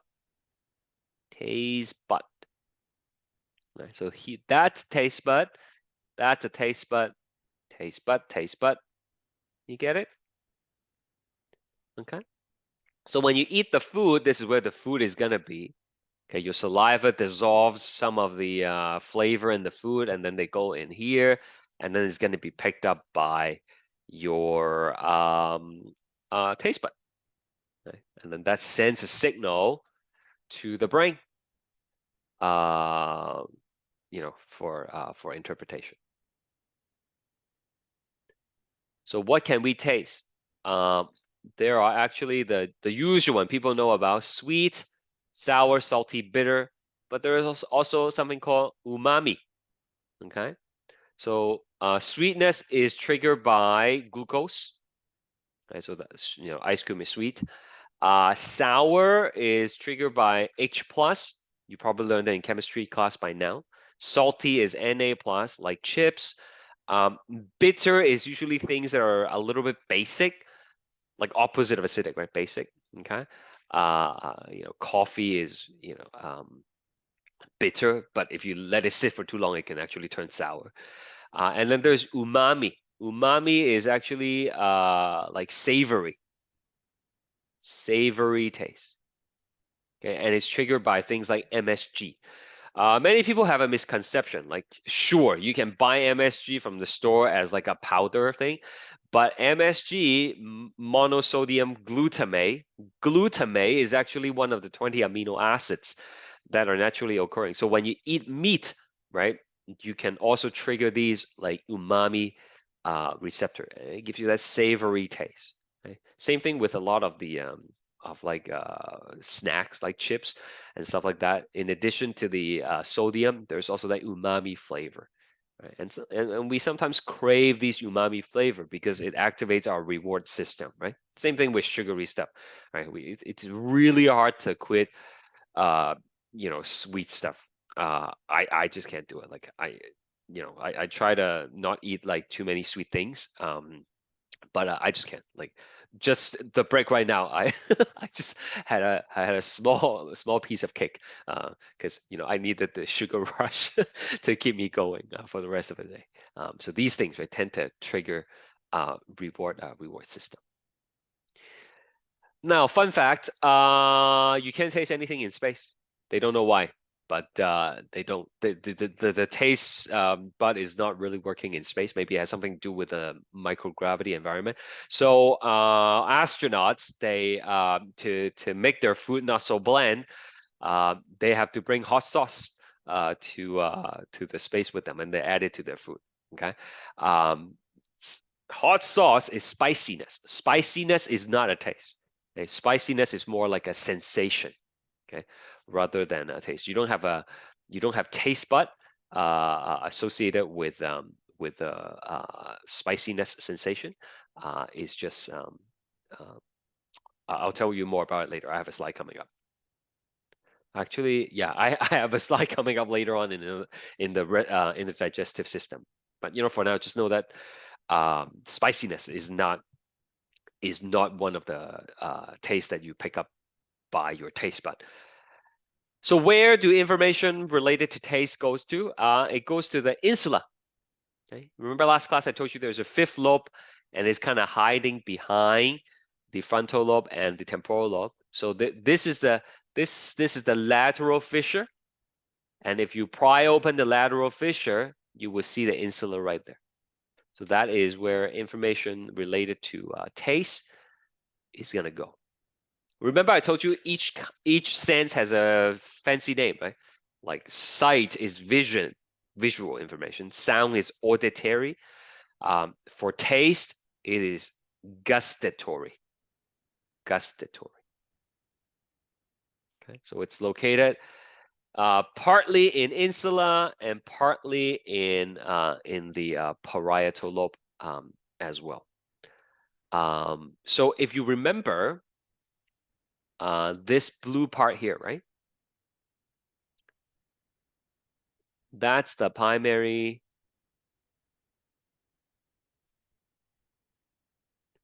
somatosensory cortex, right? And I told you last time, like it's separated, right? Like there's gonna be like your hand and then your face. Do you remember this? Okay. And at the very bottom, if you still have the picture handy, it's actually tongue, right? So it's very close to the insula. And when we taste our food, sure, there is the sweetness, sour, and whatever, but the texture is also important, right? And the temperature, right? So the texture and the temperature aspect is gonna go to this tongue region in the parietal lobe. Okay, just like you can feel texture and temperature, with your face, with your hand, and all that stuff, right? That's no different for the tongue. So in addition to the taste, it also has that aspect to it. Okay, you bit your tongue, it hurts. That goes to the primary somatosensory cortex as well. You bit, like if you're eating fish and you bit into some bone and then it stabbed you, right? It hurts. You know to spit it out, right? As a reflex. That goes to the primary somatosensory cortex. That's all. That's all for taste. Any questions?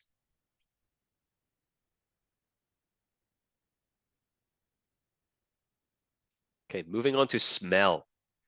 Smell is olfactory. Taste is gustatory. Smell is olfactory.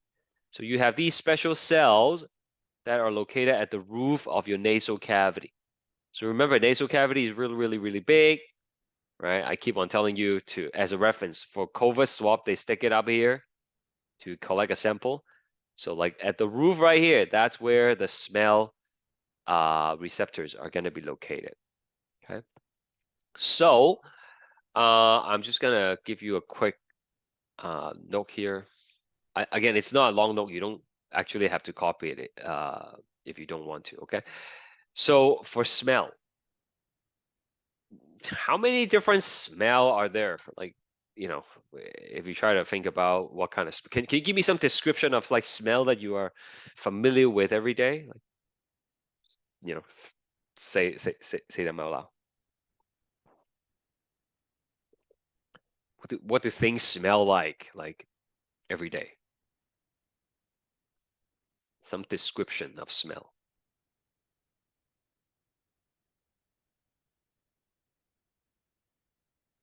Sweet. Okay, like what specifically? What smells sweet? Do you have something? Flowers. Okay, so yeah, so there's a smell of flowers. Okay, anything else? Yeah, what kind of odor though, BB? Like odor is like a general word for smell, right? Like what do things smell? Pungent. What's that? Sorry? Pungent. Pungent. Okay, so do you have something in mind that's pungent? Like garbage or something. Okay, so garbage smells foul, right? Like it's disgusting, right? Okay, it's a very strong smell, right? But pungent could be like, you know, if you take a strong sniff of like your shampoo or conditioner, that could be a little bit pungent as well, right? Anyway, that's not really what I'm looking for, I guess. I'll just say it. So for example, like if you close your eyes and I let you smell something, okay, you probably can tell what you're smelling. Right? You smell, oh, that smells like apple pie. Okay, or oh, that smells like lavender. That smells like green tea. That smells like a cookie. That smells like, you know, fresh laundry, right? So there are all these smells, right? But does that is it like taste where we have a receptor for each of the taste? Not really, because there's so many different smell out there, right? It's impossible to pack all these different receptors into the nose if we have one for each of the smell. Like imagine how, like the examples I just gave you is very limited, right? Like things can smell burned, right? Things can smell rotten. They can smell like fish, and even smell like fish. There are different kinds of fish that they smell, right? So it turns out there are just a limited number of smell receptor. Okay. So for example, let's say we have a receptor that detects like blue molecules, blue smell molecules. And then we have one that detects, that is also blue. We have one that detects like red smelling molecules. Okay. Did you guys start organic chemistry yet in chem class? Organic chemistry? Do you guys learn about like? Yes. Okay. So a lot of these aromatic molecules that carries a scent with it, they either have carbon rings in it or they're esters. Okay, they have different smells. All those artificial smell that you have from like Febreze or something, a lot of them are esters. Right. So like we have detectors for these odor molecules. So let's say we have 3 types of receptor to detect these different types of odor molecules. Okay. So how many scents can we detect? Well, obviously there is, you know, if you trigger the blue one, then it smells like the blue molecule, whatever that is, and then you turn the other 2 off. Or you can just detect the red, or you can just detect the green. So that's 3 smells already, right? That's the obvious one. You can smell the blue, you can smell the green, and you can smell the red. But actually, right, you can have red and blue turn on at the same time, and this would register as a new smell, right? So like, if I have blue and red going into my nose, then I register that as lavender or something, okay? You can turn on blue and green at the same time, and that would be like, you know, cake. You can turn on red and green at the same time, and then it would smell like laundry, Okay, you can turn on all three at the same time, and then it will smell like something else, coffee, right? So just by having 3 receptors, you can actually register 1, 2, 3, 4, 5, 6, 7 different scent. Okay, so my point is this: when you register a smell, it is actually a combination of receptor protein that gets activated. It creates like a odor signature. Odor signature. Right? It's like a barcode. Right? If receptor 1, 7, and 9 and 10 lights up, then that's a particular smell. Right? If it's 2, 6, 9, 8 that lights up, that's another smell. Okay? So with a limited number of receptors, that's how you are able to detect so many different smells. Okay. Now, since these are proteins, which means they're encoded in the genes, so some people are more sensitive to smell than others.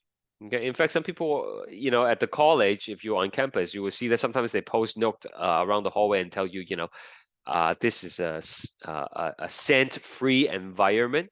Because some people, when they smell really strong stuff, it can trigger them to have headaches. On the other hand, people can have what's called anosmia. Okay, so in specific anosmia is when a person cannot smell certain things. So some people cannot smell skunk. Skunk is a very distinctive smell, right? Like you're driving on the road and then there's a roadkill of a skunk. You will smell it for the next 5 minutes in your car, right? You're gonna really open the window to air it, right?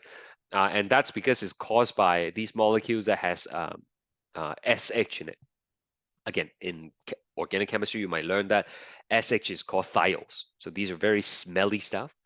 And if the person has a mutation that causes them to not have the receptor for these things, they can't smell it. Okay? They cannot smell it, which is a good mutation to have, I would argue. All right, gustatory region. If you pay attention, then you will know is the insula. You got to pry it open to see it, right? As well as the parietal lobe. It's two parts. How about smell? Does anybody remember where smell is coming from? Let's do a poll for this one.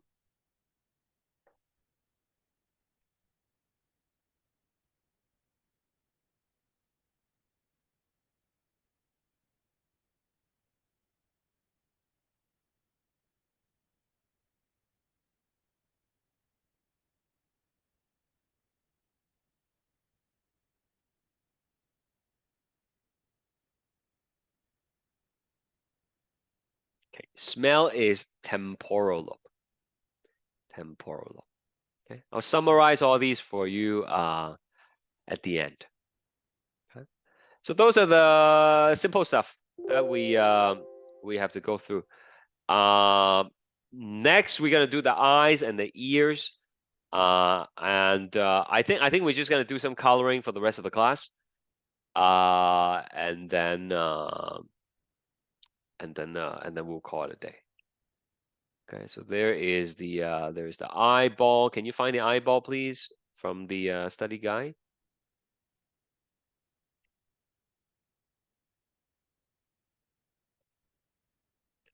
And then we're gonna color it together.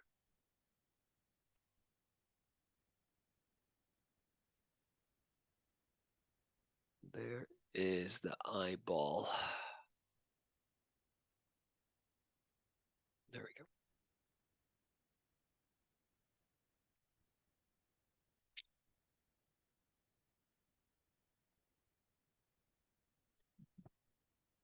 Okay. The eyeballs. We have 2 of them, right? The window to your soul. That's what they call it. And it's actually consists of 3 layers. Okay, there are 3 layers in the eyeballs. Right, so we'll color them one by one, starting with the outermost layer. So over here, we have the outermost layer.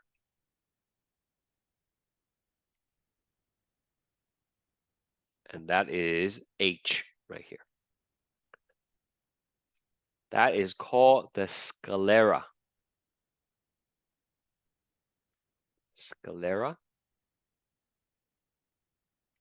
which is the white part of the eye.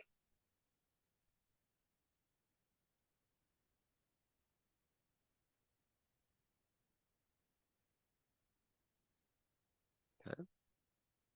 Is the most superficial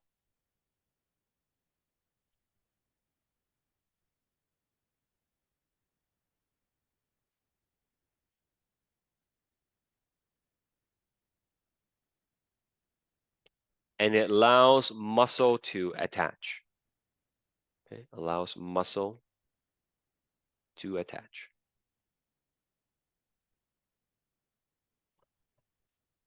Hold on, I'm just gonna grab the 3D eye so I can show you as well.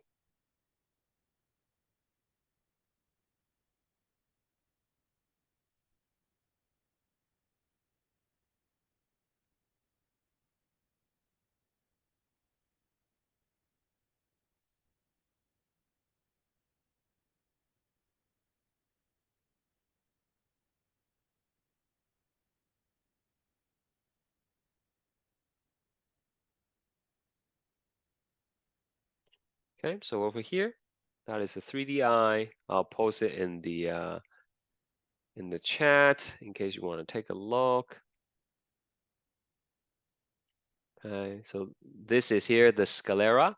That's what we're trying to color, and you can see, right? That's the white part of the eye. If you look at someone's eye, the white thing that you're looking at, that is the sclera. It covers the entire eyeball. Okay, but because we're just looking at the mid-sagittal view of the eyeball, that's why it's just the outer ring. Okay, it doesn't go all the way to the front. I'll explain why later. Okay, let's go back to here. That's the sclera. You have a lot of muscle that attach to the eyeballs so that you can move them up, down, left, right. You can rotate your eyeballs, like if you roll your eyes at someone, right? You can also tilt the eyeball. Okay? That's because there are a lot of muscles controlling the movement of the eyes. Okay, at the front of the eyeball, the sclera becomes transparent. It has to become transparent. Otherwise, light is not going to be able to go into the eyes, right? So this here is called the cornea. Cornea. Right? And the cornea is, convex. It bulges out in shape. Right? Collects light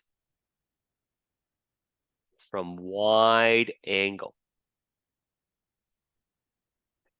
It's like the security mirror in the back of a convenience store. That's convex, the mirror. Right? It allows light from a wide angle to enter. So you have a wider field of view. That's what it's called, right? Field of view. And of course, it's transparent. Okay? It has to be transparent for the light to go through.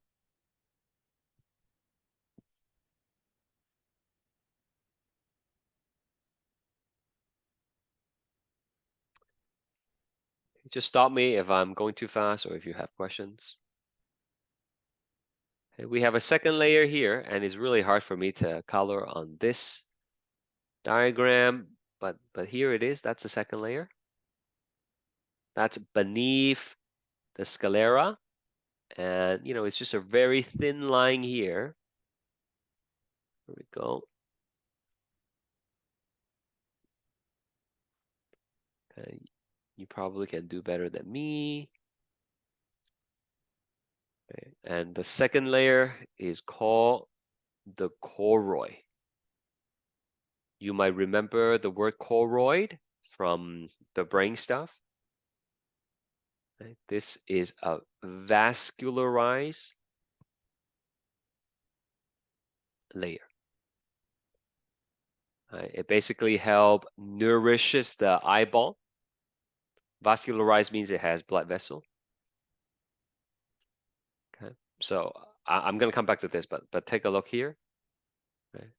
Right here, that is the choroid. Okay, you can see the blood vessels, right? Kind of, what's the word I'm looking for? Like, kind of showing through the sclera, because the sclera is not too thick, right? So like you can kind of see through the sclera a little bit, and all the blood vessels that you see here, that's actually part of the choroid layer. Okay? The choroid layer right there. All right. And beneath the choroid is the retina. Right, so the three layers are like this: sclera, choroid, retina. So copy the thing here first, and then we'll do the retina afterwards.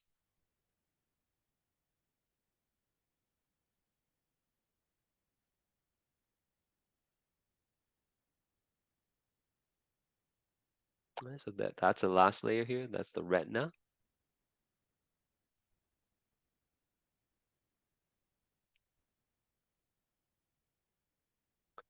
Right here.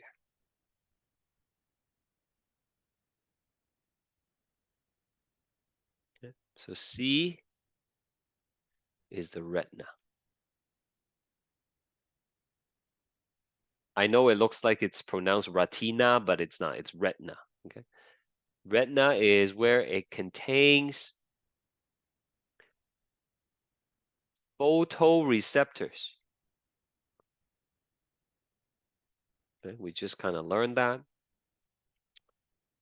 Cones and rods. Cones are for colors.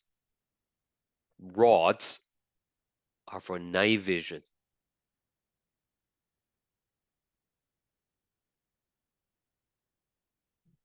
Excuse me, what's function of retina?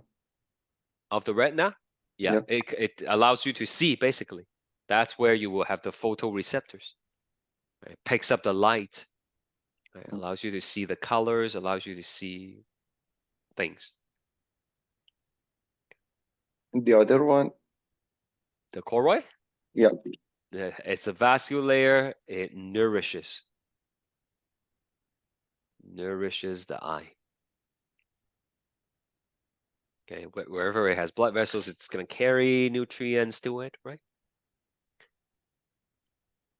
If each of layer got damaged, what's happened to visual? So we will talk about damage later, but if you have poor eyesight because of like, you know, nearsightedness. Nearsightedness is when you cannot see far away, okay? If you have really bad nearsightedness, it's possible for the retina to detach.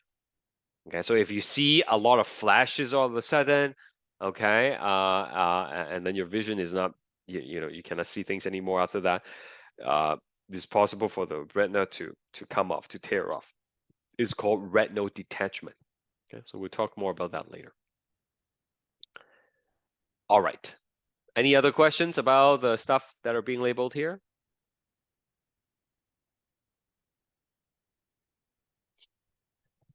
Okay.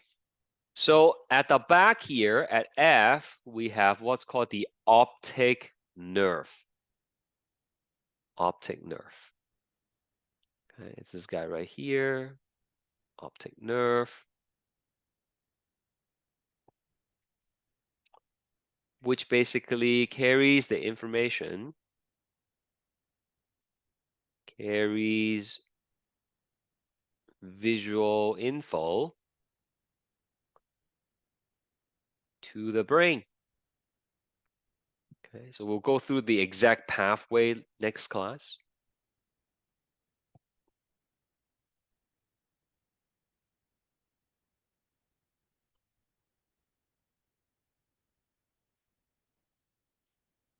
Now, where the optic nerve is exiting, you cannot put receptor here. You cannot put photoreceptor here, right? Because like the nerve is in the way, right? So that has no photoreceptor. And therefore you cannot actually see anything with that spot. So that's why it's called a blind spot. We'll find the blind spot together next time. Okay. Another name is optic discs. It has no photoreceptor.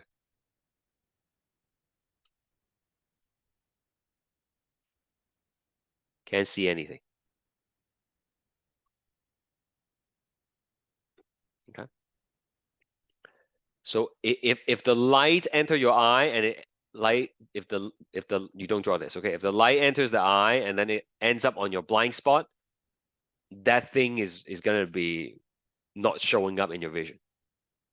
You can't see it. Okay. And we will do an activity next class to find your blind spot for each eye. The thing would just simply disappear from your vision.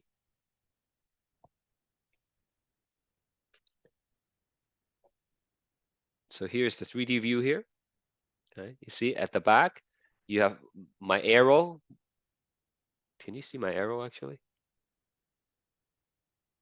Yeah, okay. So like where my arrows that's where the photoreceptors are. So photoreceptor all over here. So when the light enters the eye, it will hit the photoreceptor and all those information will get carried to the brain through the optic nerve right here. Optic nerve. Okay. But if I zoom in, where the optic nerve is, you cannot put any photoreceptors on it because the nerves are in the way. So without the photoreceptors, you can't see anything. Blind spot. Okay. Now, if you get your eyes checked out, sometimes the doctor would take a picture of your the inside of your eye, and I'll show you some of those pictures later. But next to the optic nerve, you're gonna have a spot over here. It's not letting me highlight it, but you see it's like a little bit darker right here, right? That's called the fovea. The fovea. So let's label that on our diagram here. That's what E is. That's the fovea. It produces the sharpest image. Produces the sharpest image. Okay, so what does that mean? Okay. You can actually focus on one thing only. Now, assuming you're watching this on a computer screen, it's bigger, right? I guess it will work on a phone too. So let's try this out. I want you to focus on reading these words. Okay, you just read it, and then like you can see me, right? Like on my computer, my video is on the top right corner of the screen. Okay, probably is like unless you turn me off and you don't see me, which is fine. Okay, but like if you can see me and you can see the words, I want you to read the words. Okay, just keep reading the words. Now you can see me probably in the corner of your eye without looking. You can see me waving my hand, right? Okay, but can you see how many fingers I'm holding up without shifting your focus? If you keep on reading the words, you can see I'm holding up my hand. Can you see how many fingers I'm holding up? Probably not, right? Okay, yeah, but you are aware that I had my hand up, right? Is that true? You saw my hand up in the corner of your eyes, right? Yes. Yeah, but you don't have details about it. And that's what I mean. You can only focus on one thing at a time. That thing you're focusing on, whatever it is, like the words in this case, that's going to be on the fovea. It gives you the sharpest image, the most high definition information. Everything else that you're not focusing on is going to be your peripheral vision. You have awareness of what's going on in your periphery, but you cannot have great details about it. Like you saw me putting up my hand, but you don't know how many fingers. Similarly, if you're focusing on my video now, okay, like you're looking at my fingers, you can, okay, 3 fingers, 4 fingers, 5 fingers, you are having me on your fovea. And the words that are on the page now becomes your peripheral vision. Okay, you are aware that there are words there, but you cannot produce sharp image about them because they are not on the fovea. Okay, so we can only put one thing on the fovea at a time. Everything else is going to be peripheral vision. All right. All right, let's see what else we have here. Okay. Let's go with this guy. This is the lens. The lens. Okay. And the lens is responsible for focusing light rays. Focus light onto retina. Okay. Focus light on the retina. It's the same kind of lens as like a magnifying glass. Okay. You know how you hold a magnifying glass, it takes all the beam and then it focuses it on one point, right? That's why you can burn like leaves and paper with a magnifying glass.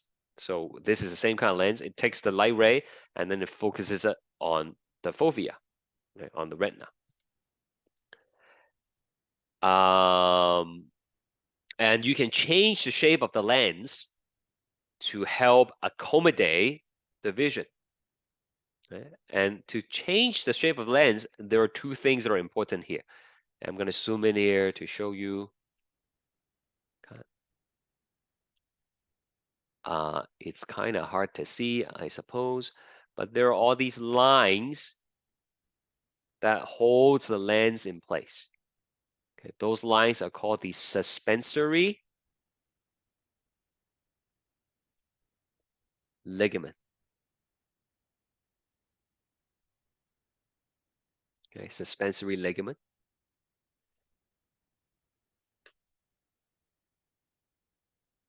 It goes all the way around, right? But then, like, because we cut it in half, that's why you don't see the ones that are coming out on the side. It's more like this. If you look at the eye from the front, this is the lens. The suspensory ligaments would be all around it, holding the lens in place. Let me see if I can show you on the 3D model here.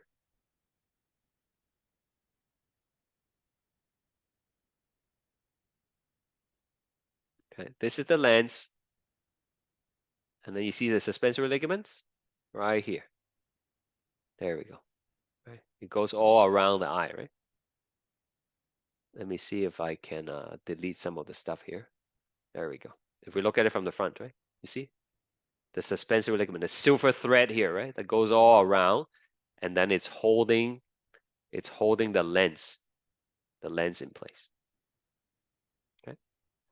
The other side of the suspensory ligament is connected to this muscle.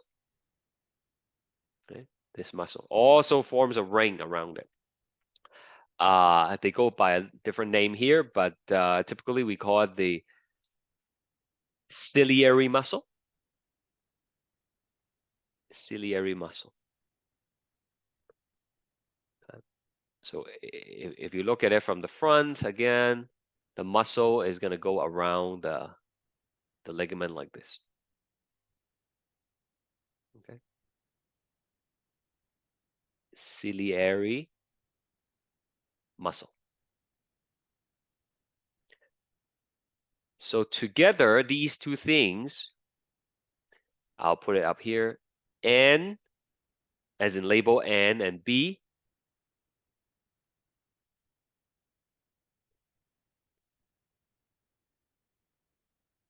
they change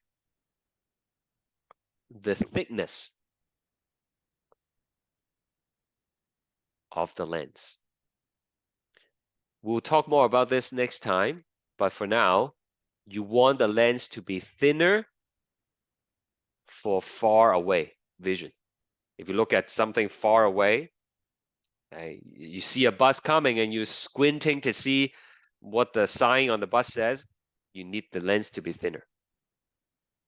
And if you're reading a book, you want it to be thicker. Okay. So together, the ciliary muscle and the suspensory ligaments, they will work together to change the thickness of the lens.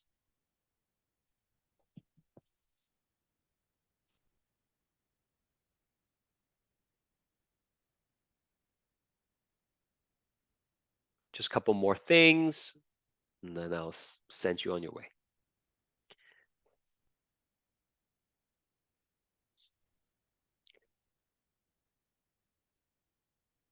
Now there is an empty space right here, kind of between the cornea and the rest of the eye. So this area here is called the aqueous humor. Okay, the funny water. I don't know why it has that name, but that's what it's called, aqueous humor. And the aqueous humor is gonna nourish the cornea and lens. Okay, just listen for a second. The lens is transparent and the cornea is transparent. We don't have blood vessels going through them. If we have blood vessels going through the cornea and the lens, then we would see the blood vessels in our vision, right? Like obviously that's an impediment. We don't want that. But without the blood vessels, like how are we gonna give them oxygen and nutrients? Well, that's what this liquid is for, the aqueous humor. It's gonna nourish the lens and the cornea. It has a color. It doesn't. That's why we don't see it, right? It's transparent. Okay. But sometimes you have debris that are in there. Okay. Especially people who have bad eyesight. All right. Does anybody know what I'm talking about? Like if you look at a bright blue sky and then you blink your eyes, you might see things that are flying across your vision. That's those debris. Anybody know what I'm talking about? Yeah. Yeah. What do you know what those are called? Is it No. like seeing stars? Seeing stars is more like, sometimes you get up too quickly and then you see stars, right? This is called floaters. Okay, floaters. They're like little transparent stuff that are like moving around in your field of vision. Different kind of worms kind of stuff. Yeah, they're kind of wormy stuff. It's almost as if you're looking under a microscope, right? If you don't know what I'm talking about, congratulations. That means you don't have it. Okay. But I have some slides later on to show you. Yeah, like little bubbles. Okay, they are annoying as hell. Okay, that's the aqueous humor. Now, some of the liquids are going to be at the back here, and we have another liquid here. I guess I'll just color more. Okay, right here. It's going to fill up the back. Oh, actually, sorry, wrong thing. I didn't see it. It's actually right here. Okay, they only show a little bit of it, but it actually fills up the whole eyeball. Okay, they fill up the whole eyeball, but they take some out so that they can show you the fovea and stuff like that. So this stuff is called the vitreous humor. VITREOUS.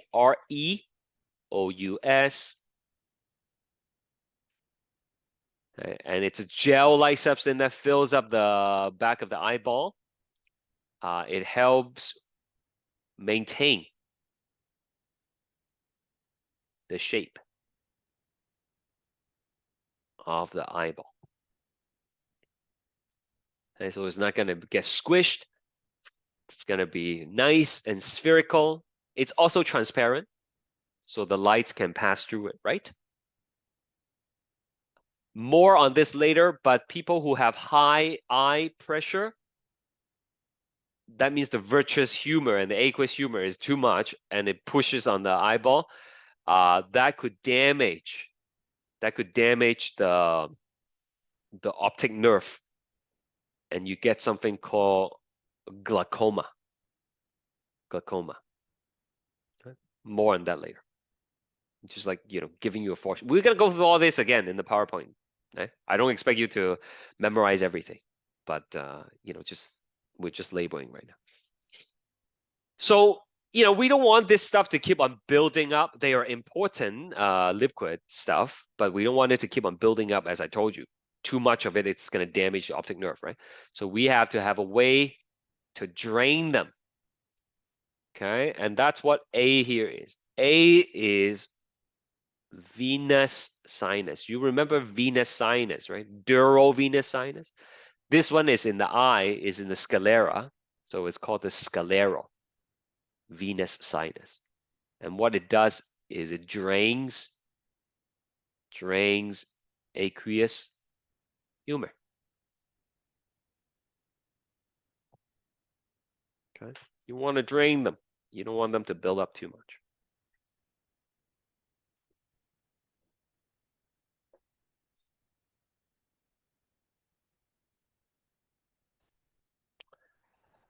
Okay. Q, a P here. P is just talking about like the empty space here. Empty space is just called posterior cavity. But it's not actually empty, right? It's filled up with the vitreous humor, right? Filled with vitreous humor.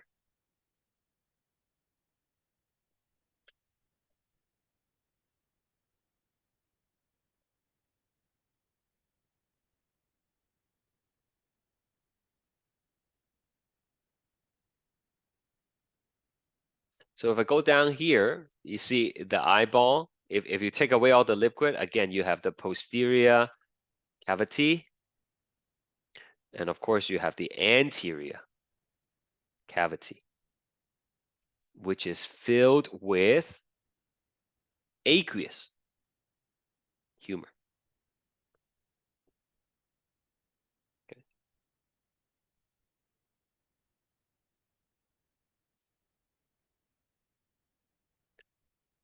Almost there. Okay, just 3 more labels, we're done.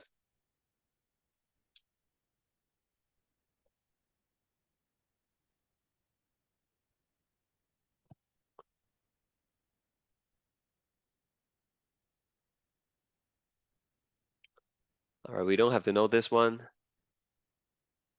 And we have M here. Okay. M is this whole thing here. Let's give this person a brown eye. Brown, where's brown? Okay. So that's the that is the iris. Okay. The iris is the color part of the eye. You know, you can have brown eyes, blue eyes, black eyes, hazel eyes, green eyes. And the iris actually helps change the size of the pupil. The pupil is in the middle right here, right? Pupil. Right there. Okay. You don't want too much light going into the eyes. Can't see anything. Can't focus. Okay. That's it. That's all for the eyeballs. All right. Good luck with the quiz today. Next week we will probably finish the let's take a look at our schedule actually. Next week we will finish. Yeah, next week we'll finish the sensory organs. We might be able to start digestive system. And then we will see if we have time to finish up before the test on Monday. Okay. If not, maybe we have to change the test day. We'll see how it goes. Okay. Should be okay. Should be okay. All right. Bye for now. I have a question, Professor. Sure, go ahead. As for the first forward test, there is a question that if interneurons have more calcium